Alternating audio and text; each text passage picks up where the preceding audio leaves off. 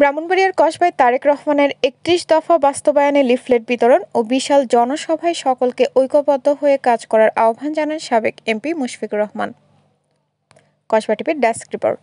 শিরোনাম নিয়ে সাথে আছেন ফারজানা রশিদ আলী।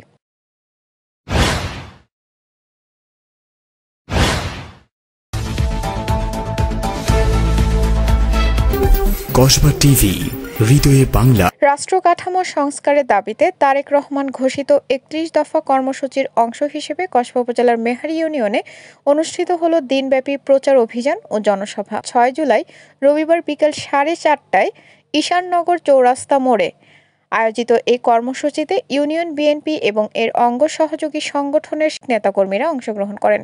ঘরে ছেলে মুশফিক ভাই, আমরা সবাই তাকে চাই, এই স্লোগানে মুখরিত হয়ে উঠেছে জনসভাস্থল।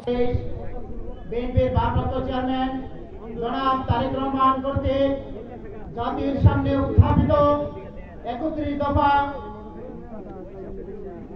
এই মেহারি ইউনিয়নের প্রতিটি ঘরে ঘরে পৌঁছার জন্য আজকে মেহারি ইউনিয়ন বিএনপি ও অঙ্গ সংগঠন আয়োজিত আজকের এই পথসভার শ্রদ্ধাভাজন সভাপতি আজকে এই ৩১ দফা কর্মসূচি বিতরণ কর্মসূচির প্রধান অতিথি বিএনপি চেয়ারপারসনের অন্যতম উপদেষ্টা সাবেক এমপি জননেতা আলহাজি মুশফিকুর রহমান, উপস্থিত ব্রাহ্মণবাড়িয়া জেলা বিএনপির অন্যতম।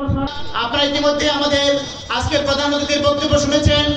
আপনারা যে কষ্ট করে দুর্যোগপূর্ণ আবহাওয়া সত্ত্বেও আজকে এখানে উপস্থিত হয়েছেন ৩১ দফা এই কর্মসূচিকে জনগণের দুয়ারে দুয়ারে পৌঁছার জন্য, সেই জন্য জননেতা মুশফিকুর রহমান আপনাদের প্রতি কৃতজ্ঞতা জানিয়েছেন।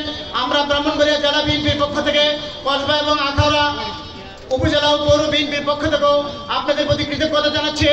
আমি আর কিছু বলবো না, শুধু একটা স্লোগান ধরেন, নেত্রী আছে, ক্ষমতা দেওয়ার মতো কোনো নেত্রী আছে, ২৭৫ আসন পাওয়ার মতো কোনো নেত্রী আছে।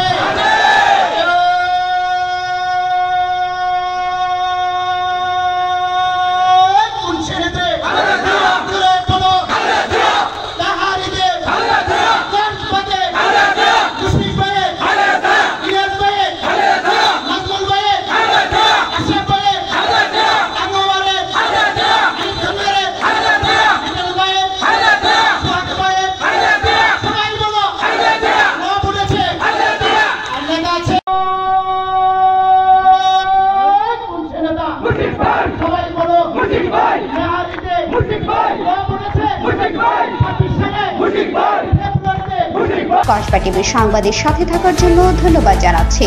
পরবর্তী সংবাদ পেতে আমাদের চ্যানেলটি সাবস্ক্রাইব করে রাখুন।